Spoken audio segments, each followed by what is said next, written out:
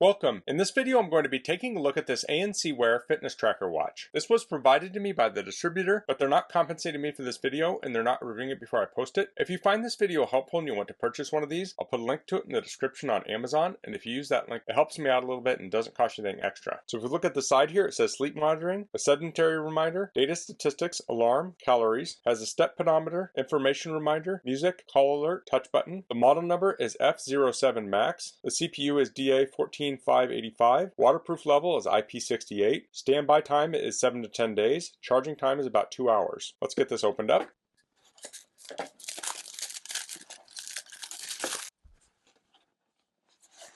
Okay, here we have a manual. Here's some more product specs here. It covers a lot of the ones we already talked about, but you can read through those if you'd like. This has a display screen, touch area, detachable wristband, light sensor, USB plug. So this has the charger built right into it. It doesn't require a separate cable. So this talks about charging it. So this talks about pairing it with the app. The app it uses is the JU Pro app. So this talks a little about the app and navigation of it, the different modes, sleep monitoring, heart rate detection, blood pressure detection, information alert. So that would be notifications. We have the sedentary reminder, stopwatch. Okay, so I'll be going over these features in person. So let's pull this out. Okay, here it is. So this talks about charging. Pull the sticker off. So this has a smooth face here that kind of blends into the band, and it has this rubber band on it. So USB is here. Let me pull that apart. So I'll just wiggle this side to side just a tiny bit. And this is at an angle. You can see here, this doesn't pull straight out. It pulls out at sort of an angle. And here I have a charger. So you can charge this with a USB charger, which would include things like phone chargers. So I'll plug this in here. There we go. And it looks like we're charging at 0.10 amps. And probably hard to see here. Well, it went away, but it did have a little charging icon on there too. So I'm going to let this charge up, and then I'll come back and we'll pair it up with the app. Then I'll wear it for a few days and I'll come back with my thoughts. Okay, this is finished charging. So I'll connect the band back together, like so. So now I will connect it up to the app, and I'll be using an iPad here, but typically we do this with a smartphone. I just like the bigger screen here for my video. So I went to the App Store and I searched for JU Pro. I'll download that. I'll open it. It says it would like to use Bluetooth. I'll say okay. It would like to send notifications. I'll allow. Once use my location, I'll say allow once. It says scan for device. So now I'll turn on this fitness tracker. I'll just touch the bottom here, and here I see the F07Max. I'll tap on that. It's asking me which units I want to use. Now it says Bluetooth pairing request. I'll hit pair, and you want to make sure you pair this in the app, not on your device itself. It says allow the fitness tracker to receive your iPad notifications. I'll allow that. Now it says unit, metric, or imperial. I want imperial. I'll hit next. Male, female.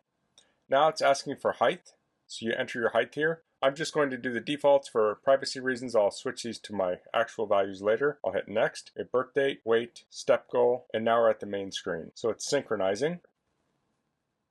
Okay, so that's completed. So now I can put this on. Okay, tap this, and here we have the time, and the time is set accurately. So I'm going to wear this for a few days. I'll become familiar with the features, and then I'll come back and go over the features and give my thoughts. Okay, so I've been wearing this for a few days. So the functions on this are pretty basic. You tap this bottom little oval area to turn it on. You can also raise your wrist. So if we hold down on the button, that'll take us to kind of a different mode. So that switched it to a different display format. I'll change it back. So it's kind of hard to focus here on this. So if we want to go to the next feature, we'll press the bottom again, and this is our steps. Press it again. This is how far we've gone. Press it again. This is our calories burned. Press it again. This is sports. So I can hold this down, and this will switch to the different modes. That's running, cycling, hiking, walking. So if I want to start a walk, I'll hold down on this. I'll go to walk. I'll hold down on this, and that'll start my walk. So you can see the timer's counting down. I'll hold down again to stop it. And now our walk is recorded. Although that was a very short walk, I'm guessing that may not record it. I'll press that again to exit. Now this is the sleep. I slept 4 hours and 45 minutes. So this is our pulse. So this will take my pulse here. So it looks like I'm at 65. Press that again. This is blood pressure. So I'm going to speed the video up. This takes a minute. So here's my blood pressure. Next we have pulse ox. Okay, so I'm at 99%. Here's messages. So I'll hold down on this.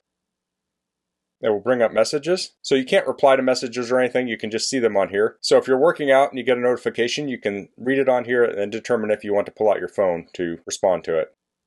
Then we have stopwatch. So here we can hold down on this for 3 seconds. It'll turn on stopwatch mode. I'll tap this. We'll start the stopwatch. Tap it again to stop. So each time I tap, it'll start or stop it, and then I can hold down for 3 seconds to exit this. Then we have find phone. So if I hold down on this, it will buzz my phone.